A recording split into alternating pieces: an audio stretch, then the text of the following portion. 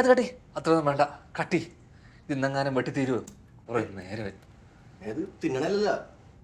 അതൊന്നും അത്രയും വേണ്ട. എക്സ്പ്രഷനൊക്കെ ഭയങ്കര ക്രിഞ്ചാണ്. എന്റെ സംശയം ഇവൻ എന്റെ ഡയറക്ഷൻ കയറി മനഃപൂർവ്വം നശിപ്പിക്കാൻ ശ്രമിക്കുന്ന. അച്ഛന്റെ മുന്നിൽ ഡയറക്ടർ എന്ന് പറഞ്ഞ് ഞെളിഞ്ഞു നിൽക്കാൻ ഈ ബിഗ് ബഡ്ജറ്റ് സിനിമയൊക്കെ ചെയ്തത്. ഇത് കണ്ടു കഴിഞ്ഞാൽ അമ്മ പോലും വീട്ടിൽ കയറ്റൂല. അളിയൻ തന്നെ ചെയ്താൽ മതിയായിരുന്നു ആ റോള്. അപ്പൊ ആര് ഡയറക്റ്റ് ചെയ്യും? അല്ല, ഈ ക്യാരക്ടർ ഇത്രയും താടി പറ്റില്ല. താടി പഠിച്ചാ പോരെ. താടിയില്ലാത്ത ഡയറക്ടറോ? അത് പോട്ടെ, സാറ്റലൈറ്റിന്റെ കാര്യമോ? കുറച്ചൊക്കെ റിസ്ക് എടുക്കണം എന്റെ പൊന്നു മാധ്യമമേ. റിസ്ക്. അതെ വിജയേട്ടാ, കഴിഞ്ഞിട്ടില്ല, ഒരു ചെറിയൊരു പ്രശ്നമുണ്ട്. ഈ ലാസ്റ്റ് ക്ലൈമാക്സ് സീനിലെ 1-2 ഷോട്ട് വേറെ ആംഗിൾ ഒന്ന് എടുക്കേണ്ടി വരും. നമുക്കൊരു ഹാഫ് ഇട പോയാനെ നടക്കുന്ന കാര്യമല്ല പറ. വിജയേട്ടൻ വിചാരിച്ചാണ് നടക്കും. ഞാൻ വിചാരിക്കത്തില്ല. മര്യാദക്ക് ഷൂട്ടുള്ളപ്പോൾ വിളിച്ചിട്ട് അവൻ ഫോൺ എടുത്തിട്ടില്ല. പിന്നെ ഷൂട്ടില്ലാത്തപ്പോൾ അവൻ്റെ 3 പടമാണ് അടുത്ത് ചീറ്റ് ചെയ്തത്. പക്ഷെ പ്രൊഡ്യൂസർമാർക്ക് പൈസ കിട്ടി. സാറ്റലൈറ്റ്, OTT വകയിൽ. ഇപ്പം ഇറങ്ങാൻ പോകുന്ന പടത്തിൻ്റെ ടീസർ കൊള്ളാം.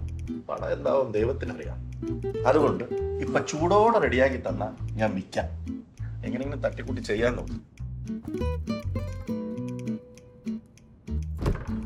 100 ദിവസം ഷൂട്ട് ചെയ്തിട്ടുണ്ട്, കഴപ്പ് തീർന്നിട്ടില്ല. വിളിച്ച് നോക്കാല്ലേ? എനിക്ക്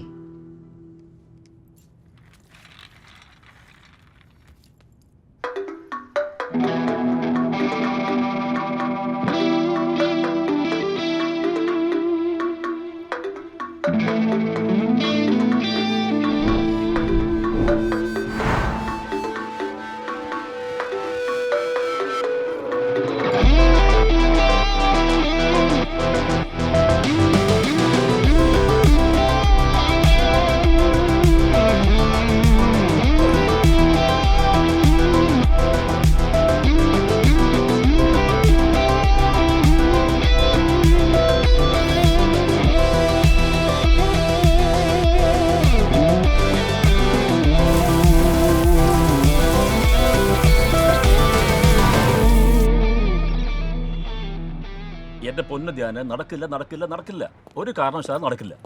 ഇവിടെ കോച്ച് സാറിന്റെ പടം തുടങ്ങാൻ ഇന്ന് 70 ഡേയ്സ് അനങ്ങാൻ പറ്റത്തില്ല. അറിയാലോ, പുള്ളിക്കാരൻ മൊത്തം വേറൊരു ലൈനാണ്. പടം തുടങ്ങണത് തന്നെ ക്ലൈമാക്സ് ഷൂട്ട് ചെയ്തുകൊണ്ടാണ്. അതുകൊണ്ടേ തൽക്കാലം ഇപ്പം നടക്കത്തില്ല. നമുക്കിതൊന്ന് കഴിയട്ടെ, ഞാൻ വിളിച്ചോളാം കേട്ടോ.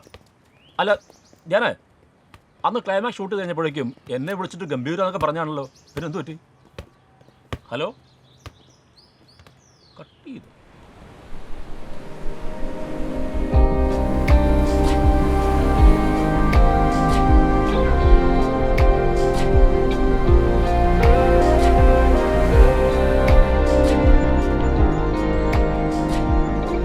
ഹലോ, എന്താ? സാർ, ഒരു കൊറിയർ ഉണ്ടായിരുന്നു. ശരി, പോ. Sir,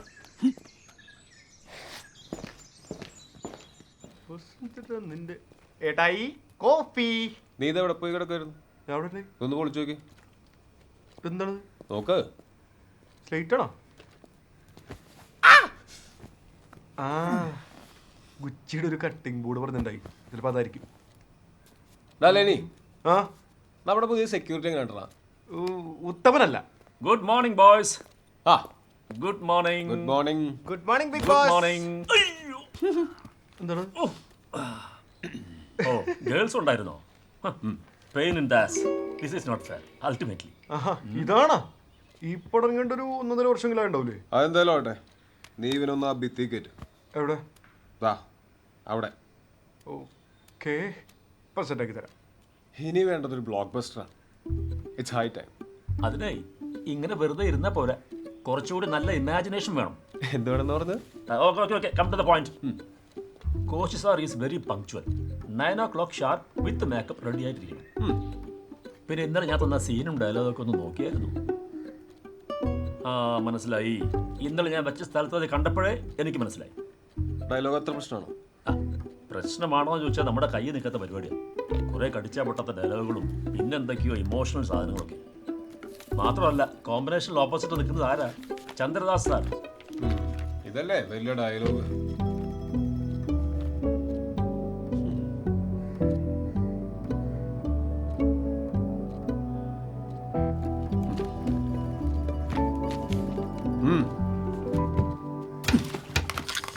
Shall I bring into your due consideration that I am not just any other mountaineering student? The mountains are in fact made for me and I'll scale each and every one of them before my time. നീയൊക്കെ avalanche വരുമ്പോൾ ട്രൗസറും പൊക്കി ഓടുന്നവന്മാരെ കണ്ടിട്ടുണ്ടാവും. അവലാഞ്ചിക്ക് മുന്നേ ഔട്ട്സ്കി ചെയ്തു പോകുന്ന rare ബീഡ്സിനെ കണ്ടിട്ടുണ്ടോ? ഇല്ല. അതിനെങ്ങനെ വായും പൊളിച്ച് നിന്നാ പോരാ. റിഡ്ജ് ലൈൻസിലൂടെ സ്കീ ചെയ്യണം, എസ്കേപ്പ് റൂട്ട്സ് അറിഞ്ഞിരിക്കണം, എങ്കിലും ഒരു അവലാഞ്ചിനെ ഔട്ട് സ്കീ ചെയ്യാൻ പറ്റും. മിസ്റ്റർ റെഡ്ഡി, ആർക്കും ഒരിക്കലും ഒരു അവലാഞ്ചി ഔട്ട് സ്കീ ചെയ്യാൻ പറ്റത്തില്ല. നിരവധി പേരാണ് അതിനുവേണ്ടി ശ്രമിച്ച് പരാജയപ്പെട്ടത്. ഹേ ഓൾഡ് മാൻ, യെസ്, നിങ്ങളൊരു കോളിൻസിനെ പറ്റി കേട്ടിട്ടുണ്ടോ? 3000 അടിയുടെ അഹങ്കാരവും പേര് നിൽക്കുന്ന എൽ കപ്പിത്താനെ റോപ്പില്ലാതെ ഫ്രീ സോളോയിലൂടെ കീഴടക്കിയ the Collins, one and only Collins. So simple and humble. Dialogue ശരിയാണല്ലോ.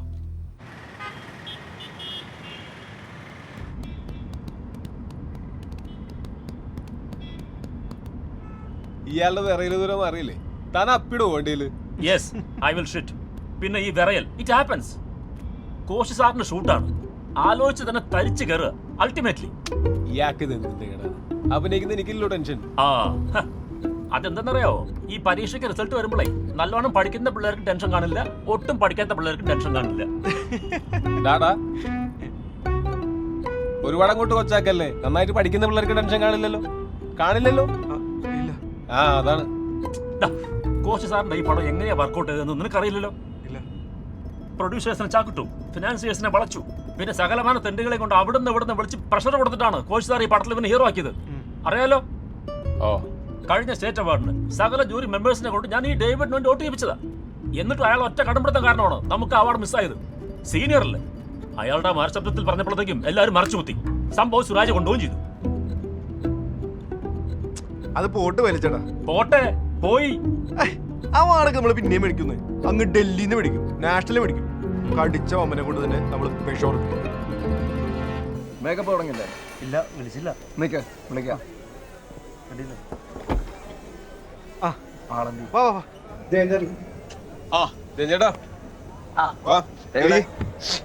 സുഖല്ലേ? ഒരു ജലദോഷമുണ്ടോ? പൊടിയുടെയാണല്ലേ. എന്തായി ചേട്ടന്റെ സിനിമ? സ്ക്രിപ്റ്റൊക്കെ ലോക്ക്ഡാണ്. ഇനി ഗോപാൽ സാർ ദുബായിൽ നിന്ന് വരണം, ഫിനാൻസ് ഒക്കെ ഒന്ന് സംസാരിക്കണം, പിന്നെ അരുണിനെ ഒന്ന് കാണണം. അയാളുടെ ഡേറ്റ് കിട്ടണമല്ലോ. അയാളാണെങ്കിൽ ഓരോ സിനിമ കഴിയുമ്പോഴത്തേക്കും മല കയറാൻ പോകും. മലയൊക്കെ കയറി ഇറങ്ങി വരട്ടെ. ഞാൻ ചെയ്യട്ടെ?